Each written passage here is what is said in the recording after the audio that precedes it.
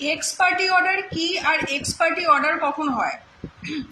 আপনি যখন একটা মামলা ফাইল করছেন কোর্টে, আদার সাইডকে সমন পাঠানো হবে, সেই সমনের যদি সে রিসিভ না করে বা রিসিভ করেও যদি কোর্টে উপস্থিত না হয়, কোনো অ্যাডভোকেট অ্যাপয়েন্ট না করে, হাজিরা ফাইল না করে, তাহলে কি ধরে নেওয়া হবে যে তিনি অবগত হয়েছেন যে তার নামে একটি মামলা ফাইল করা হয়েছে, কিন্তু তার সত্ত্বেও তিনি কোর্টে অ্যাপিয়ার হচ্ছেন না।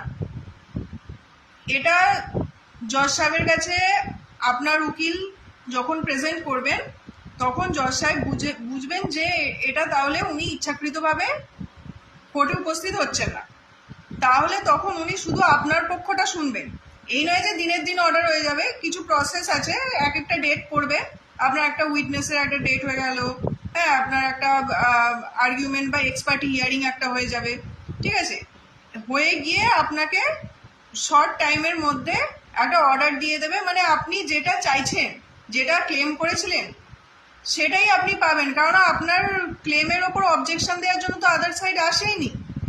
আদার সাইড যদি আসতো তাহলে লং টাইম চলতো, এসে আপনাকে বলতো যে না, এসে কোর্টের কাছে বলতো যে আপনি যে ক্লেমটা করেছেন সেই ক্লেমটা ভুল, হ্যাঁ, তার এগেনস্টে আবার সে প্রমাণ দেখাতো, হেন তেন, এইসব করতে করতে আপনার অনেকটা টাইম চলে যেত।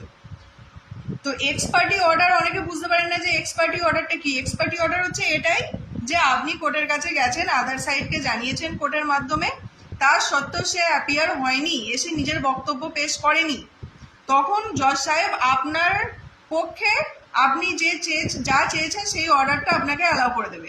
এটাই হচ্ছে এক্স পার্টি অর্ডার।